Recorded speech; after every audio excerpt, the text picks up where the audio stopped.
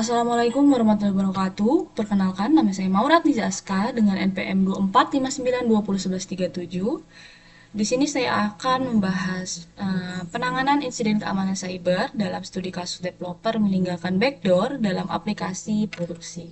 Di sini terdapat execute summary-nya, yaitu insiden threat-nya ini dilakukan oleh pengembang internalnya sendiri berupa penyisipan backdoor seperti kredensial dan endpoint administratif rahasia di dalam source code aplikasi produksi. Kemudian di sini juga ada dampaknya. Dampak yang dilakukan dari insiden threat ini berdampak risiko tinggi terhadap kerahasiaan dan integritas data pelanggan.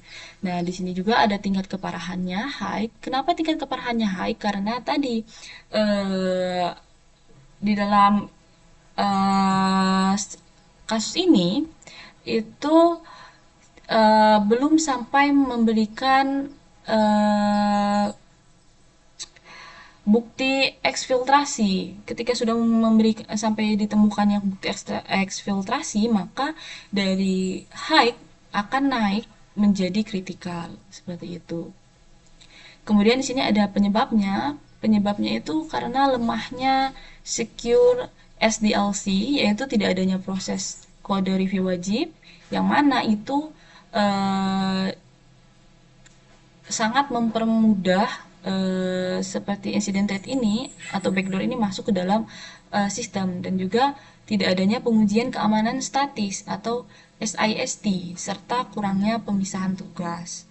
Kemudian di sini penanganannya dengan mengikuti kerangka kerja dari NIST, yaitu menonaktifkan akun backdoor, kemudian audit, serta membersihkan source code hingga development ulang aplikasinya yang bersih seperti itu. Di sini juga ada rekomendasinya, yaitu supaya mengimplementasikan kontrol teknis seperti SIST atau juga DIST dan juga PAM.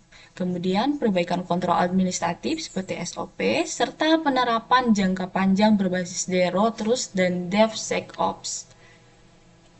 Nah, jadi kemudian di sini ada kronologi singkatnya, yang mana waktu kejadiannya ini backdoor diduga disisipkan dari beberapa bulan sebelum terdeteksi, yang mana bertepatan saat development ini menangani pembaruan modul autentifikasi.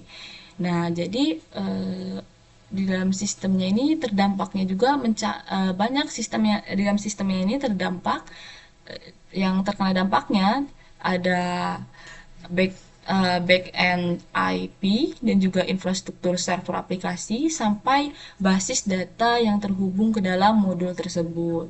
Kemudian di sini ada indikasi awalnya yang mana terungkap lewat SIST rutin yang sebelumnya tadi di dalam server tadi di dalam server milik perusahaan tadi itu belum melakukan SIST rutin. Setelah melakukan SIST rutin, maka ditemukan Hair Connect, kredensial, dan juga hidden admin endpoint yang tidak terdokumentasi. Nah, kondisi saat ditemukannya itu, backdoor-nya itu berstatus aktif dan mampu bypass autentikasi, tapi belum adanya bukti eksfiltrasi data yang aktif. Nah, seperti tadi dibilang, kenapa statusnya high? Karena di dalam backdoor-nya itu masih statusnya aktif doang, tapi tidak ada bukti yang melakukan eksfiltrasi datanya aktif. Jadi ketika sudah ada bukti itu, maka dari high akan naik tingkatannya menjadi kritikal. Kemudian di sini ada identifikasi insidennya, yaitu jenis insidennya itu ada tiga, yaitu insiden threat, terus malicious code atau backdoor, dan juga ada non-horizontal access. Nah, terus di sini ada akses apa aja sih yang terdampak? Di sini ada infrastruktur server produksinya, yaitu di dalam lingkungan runtime aplikasi yang utama seperti eksekusi backdoor-nya itu. Kemudian ada repository source code, yaitu hmm, dalam repository source code ini itu tempat kode bahayanya ditanamkan. Kemudian ada juga basis data pelanggan, yang mana basis data pelanggan ini sangat penting karena berpotensinya diakses atau dimanipulasi. Nah, terus yang terakhir ada modul autentikasi dan manajemen akun. Kemudian sih ada kategori insiden atau NIST, yaitu insiden ini dikategorikan ke dalam uh, CIT, SIG, yaitu improper usage atau non-horizontal access, yang mana hal tersebut adalah penyalahgunaan dalam hak akses sah oleh aktor internal untuk menanam mekanisme akses terlarang. Jadi dalam developer ini kan adalah dari internalnya kan. Nah, yang mana dia tuh diberi kepercayaan namun dia melakukan hal yang terlarang. Nah, jadi itu dikategorikan ke dalam CAT 6 atau CIT 6. Di sini ada analisis dampak CI-nya, yaitu ada confidentiality-nya tinggi, dikategorikan tinggi, karena backdoor-nya ini membuka celah akses data pelanggan dan informasi bisnis rahasia tanpa tercatat di log system. Nah, kemudian juga ada integrity-nya diberikan tinggi karena juga memungkinkan manipulasi data dan logika bisnis, yang mana itu memintas prosedur change manager resmi. Dan juga yang ketiga ini ada availability, yang mana kita kategorikan rendah sampai sedang karena belum ada gangguan layanan dari uh, dari uh, sistem yang telah terganggu backdoor tadi, yang mana uh, cuman di dalam sistemnya itu cuma ada downtime terbatas, hanya diprediksi saat proses eradication dan juga development ulang. Nah, di sini ada penilaian dampak backdoor-nya, yaitu ada dampak operasional, finansial, reputasi, dan juga regulasi. Yang mana dalam operasional ini kode freeze-nya segera dan auditnya menyeluruh, seperti source code, menunda jadwal rilis fitur yang direncanakan. Kemudian di sini ada dampak finansialnya, itu biaya investigasinya, investigasi dari forensiknya, dan juga audit independennya itu ditambahkan potensi kompensasi bila terbukti adanya kebocoran data. Ada juga dampak reputasinya, yaitu di sini turunnya kepercayaan pelanggan dan mitra, yang mana diberatkan karena sumber insiden adalah aktor internal terpercaya. Kayak di dalam satu rumah, kita sudah mempercayai rumah tersebut, namun ternyata yang membuat hal itu rusak atau yang memberi celah itu adalah orang yang kita percayai di dalam rumah tersebut. Jadi kepercayaan dari pelanggan itu jelas bakal menurun. Kemudian di sini ada pelanggan regulasi, yaitu potensi tidak patuh terhadap Undang-Undang PDP, yaitu nomor 27 tahun 2022, jika ditemukan akses tidak sah atas data pribadi. Dan di sini juga ada severity levelnya, yang mana tadi sudah kita bilang di awal dari di execute summary-nya, insidennya ini diklasifikasikan atau dikategorikan sebagai high, tinggi, karena backdoor-nya ini memberikan akses administrasi tersembunyi yang memungkinkan manipulasi data tanpa protokol resmi. Jadi resiko ini tuh semakin fatal karena menghindari kontrol keamanan konvensional dan juga dapat meningkatkan menjadi kritikal atau kritis ketika nanti ditemukan bukti eksfiltrasi data pelanggan. Tapi kalau tidak ditemukan, jadinya masih high, namun ketika ada buktinya maka akan menjadi kritikal. Nah, di sini ada kerangkanya, kerangka NIST, incident response-nya. Di sini ada preparation, preparation, kemudian ada identification, kemudian ada containment, dan juga ada eradication, kemudian recovery, dan juga yang terakhir ada lessons learned, yang mana di sini adalah NICT incident response life cycle. Nah, di sini ada kronologi penanganannya, yang mana insidennya ini dilakukan secara terukur selama 72 jam pertama, yang mana prosesnya dimulai dari kita mulai dari 0 sampai 4 jam dengan deteksi kejanggalan oleh tim application check-nya, AppSec, yaitu eskalasi tim, eh, eskalasi ke tim tanggap insidennya, kemudian penonaktifan akun backdoor, serta preservasi bukti forensiknya. Kemudian saat 8 hingga 24 jam dilakukan analisis mendalam terhadap kodenya, kemudian audit menyeluruh pada kode base-nya, serta nanti melakukan rotasi kredensial dan kunci API untuk memutus akses tidak sah. Lalu setelah itu baru pemulihan sistem dilaksanakan pada 30 pada jam yang ke pada 36 jam melalui development versi aplikasi yang telah bersih. Nanti baru diikuti dengan pemantauan intensif oleh SOC pada jam ke-48 dan nanti baru diakhiri dengan pelaporan serta evaluasi strategis pada jam ke-72, 7 atau jam 72. Nanti di sini ada bagian attack vektornya, yaitu penyalahgunaan wewenang, ada karakteristik ancaman, kemudian kegagalan kontrol keamanan. Yang mana penyalahgunaan wewenang ini pelakunya kan karena itu ada developer internalnya sendiri, yaitu orang terpercaya yang bisa melakukan penyisipan kode backdoor-nya langsung ke source code saat mengembangkan modul autentikasinya. Nah, jadi di sini ada karakteristik ancamannya, yang mana backdoor-nya ini sulit dideteksi karena dikembangkan oleh pihak internal tadi. Karena kenapa sulit dideteksi? Karena yang mengembangkannya ini yang sudah memang yang memegang aplikasinya itu atau memegang kunci rumah tersebut. Jadi itu sangat mudah banget dia tahu yang mana celahnya, yang mana enggaknya. Jadi itu sangat sulit kita deteksi karena susah karena memang dia memiliki kunci utamanya.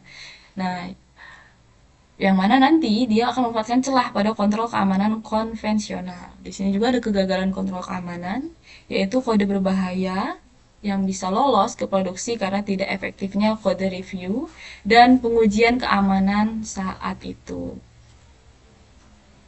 Dan di sini ada kerentanannya. Kerentanannya ini yang pertama ada absennya protokol kode review yang ketat sebelum match ke produksi. Juga tidak ada otomasi SIST dan juga Pineline SI atau SCD, CI atau CD. Kemudian juga pemberian akses berlebih atau excessive privilege bagi developer.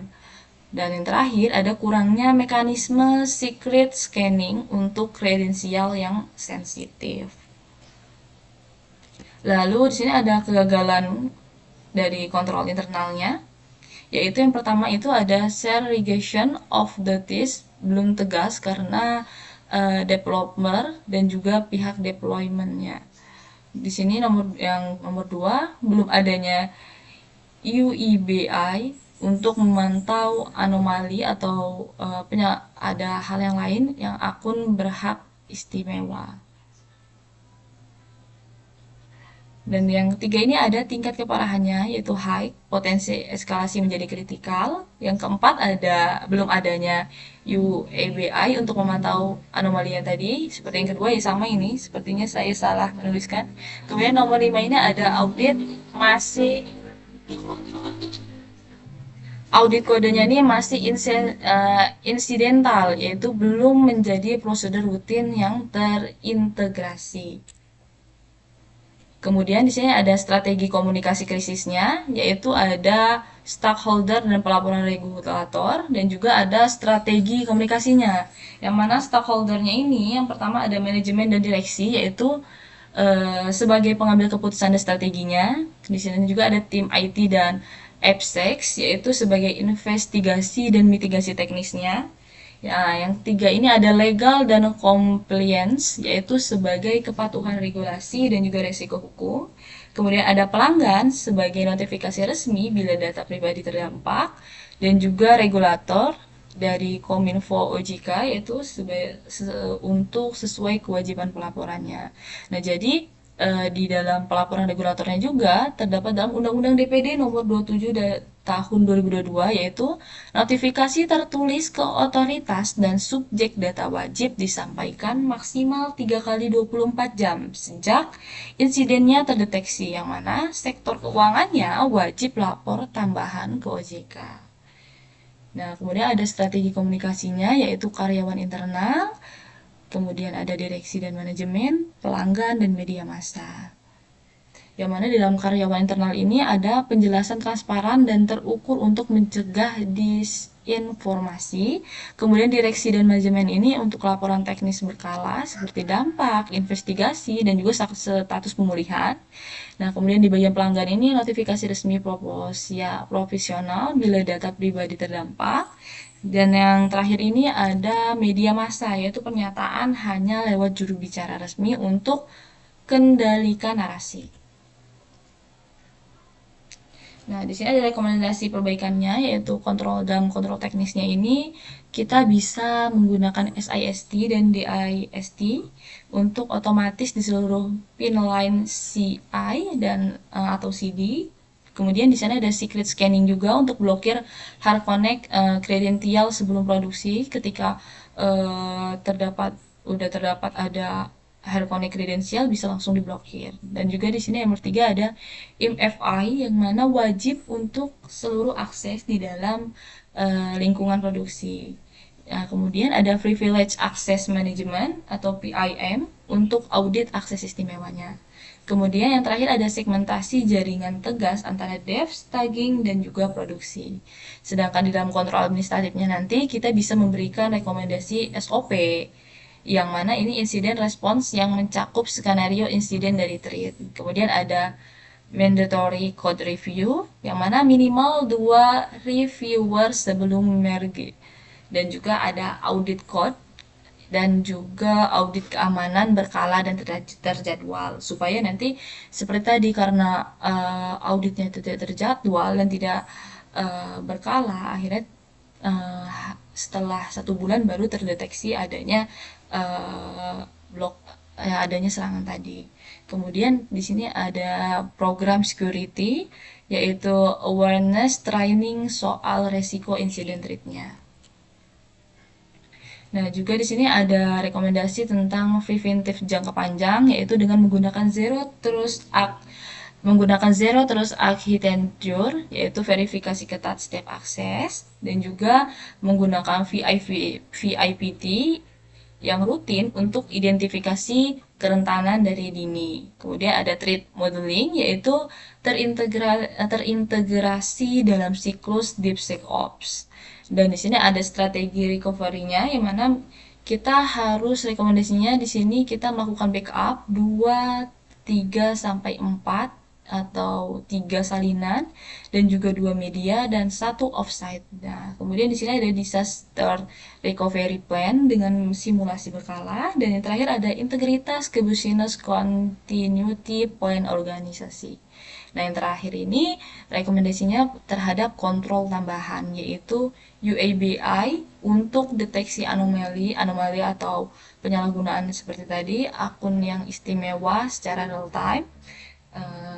Kemudian ada kanal whistleblowing internal yang aman dan rahasia, dan juga ada background check bagi akses sistem kritikal.